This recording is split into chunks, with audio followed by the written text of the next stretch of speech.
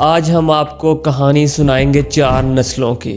ہر نسل تاریخ کے سفر میں ایک الگ قسم کا اندیکھا بوجھ اٹھاتی ہے۔ وقت حالات بدل دیتا ہے مگر جدوجہد انسان کے ساتھ ساتھ رہتی ہے۔ کوئی دور ایسا نہیں جس میں مشکلات نہ ہو، بس ہر دور میں مشکل کی شکل بدل جاتی ہے۔ ہمارے دادا دادی ایک ایسی دنیا میں پیدا ہوئے جو کمی اور خوف سے بھری تھی۔ ان کے لیے زندہ رہنا ہی ان کی سب سے بڑی کامیابی ہوتا تھا۔ آرام اور آسائشیں ان کی ترجیح نہیں ہوتی تھی، زندگی صبر اور برداشت کا نام ہوتی تھی۔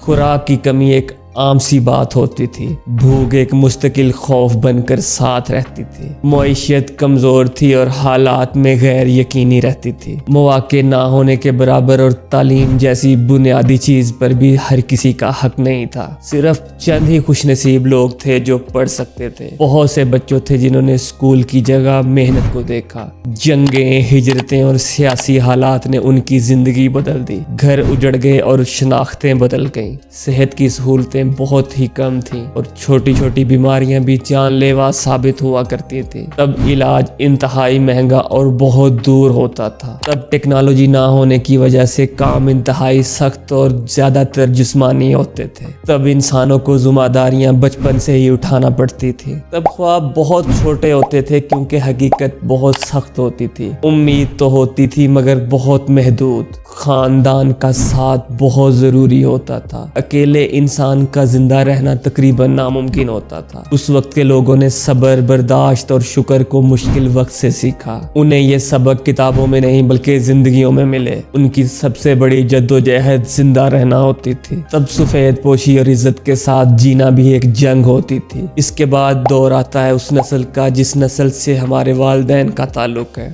ہمارے والدین نے نسبتاً ایک بہتر دنیا دیکھی۔ زندگی آہستہ آہستہ منظم ہو رہی تھی۔ بنیادی ضروریات کچھ آسان ہو گئی تھی مگر ذمہ داریاں بہت بڑھ گئی تھیں۔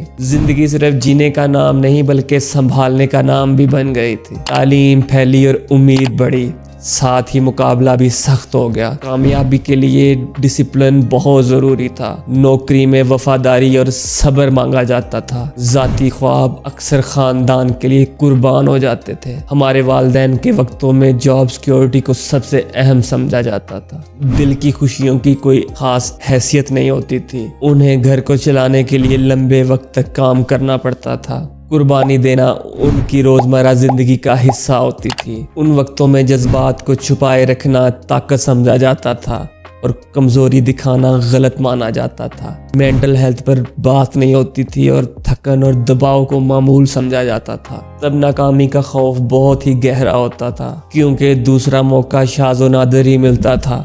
ان کے دور میں ٹیکنالوجی آہستہ آہستہ آئی اور انہیں تقریباً بغیر رہنمائی کے سیکھنا پڑا۔ یہ نسل روایت اور تبدیلی کے بیچ پھنسی رہی۔ پرانے اصول اور نئے تقاضے ٹکراتے رہے۔ ان کی اصل جدوجہد اسٹیبلٹی قائم رکھنا ہوتی تھی۔ وہ سب کو ساتھ لے کر چلتے رہے۔ اب بات کرتے ہیں تیسری نسل یعنی کہ ہماری نسل کی۔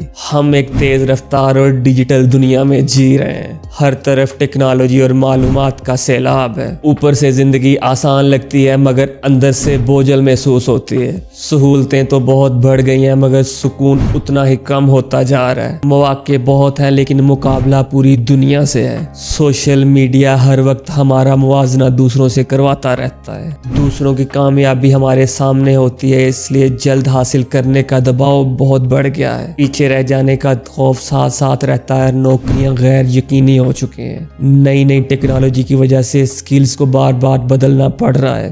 ڈپریشن نوجوانوں میں عام ہو چکا ہے۔ پریشانی اور تھکن روز کا حصہ ہے۔ ہزاروں لوگوں سے جڑے ہونے کے باوجود تنہائی ہے اور آن لائن تعلقات زیادہ گہرے بھی نہیں ہوتے۔ ہماری نسل وہ نسل ہے جو روایت پر سوال کرتی ہے اور اپنی پہچان تلاش کرنے کی کوشش کرتی ہے۔ آزادی تو ہے مگر سمت واضح نہیں ہے۔ اس نسل پر دباؤ سوسائٹی سے آتا ہے۔ خاندان کی امیدیں بہت زیادہ وابستہ ہیں۔ خود کا دوسروں سے موازنہ بوجھ کو और बढ़ा देता है। आज की नस्ल की जद्दोजहद तवाज़ुन तलाश करना है, मकसद और सुकून की तलाश जारी है। हम तेज दुनिया में आहिस्ता आहिस्ता चलना सीख रहे हैं। अब बात करते हैं चौथी नस्ल की, यानी कि हमारे बाद आने वाली नस्ल की। हमारे बाद आने वाली नस्लें एक और ज़्यादा तेज़ दुनिया में पैदा होंगी। तब्दीली मुसलसल होगी और टेक्नोलॉजी ज़िंदगी पर तकरीबन हावी हो चुकी होगी। इंसान का इन्हिसार मशीनों पर बहुत ज़्यादा बढ़ चुका होगा। आर्टिफिशियल इंटेलिजेंस कई नौकरियां ख़त्म कर चुकी होगी। काम का तस्वुर बदल जाएगा। खुद को बदलना बका के लिए ज़रूरी होगा।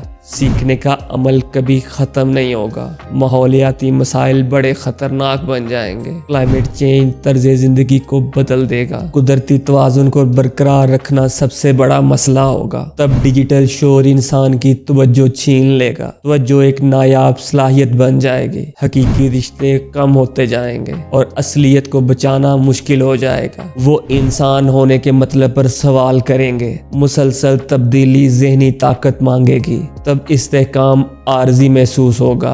बार बार नई नई महारतें सीखनी होंगी। खुद को नया बनाना आम बात होगी। इनकी सबसे बड़ी जद्दोजहद इंसानियत को बचाए रखना होगी। मशीनों की दुनिया में इंसान रहना एक चैलेंज महसूस होगा। हर नस्ल को लगता है कि दूसरी नस्ल का वक्त आसान था, जबकि हकीकत में मुश्किल कभी ख़त्म नहीं होती। वो सिर्फ अपनी शक्ल बदल लेती है। हर दौर अपनी आजमाइशों से ताकत पैदा करता है। मुश्किलात किरदार को मुख्तलिफ अंदाज में बनाती हैं। दर्द का मुवाजना करना नहीं, बल्कि ये समझना ज़रूरी है कि कोई नस्ल मुश्किल से आज़ाद नहीं होती। दादा दादी ने कमी में भी ज़िंदगी बचाई और वालिदैन ने कुर्बानी से इस्तेहकाम पैदा किया। हम पहचान और सुकून की तलाश में हैं और आने वाली नस्लें तब्दीली के साथ खुद को ढालेंगी। हर नस्ल अपनी खामोश जंग लड़ती है। हर नस्ल के ज़ख्म नज़र नहीं आते और हर नस्ल समझने की हकदार है। तरक्की चलती रहती है, मगर जद्दोजहद इंसान की कहानी का हिस्सा रहती है।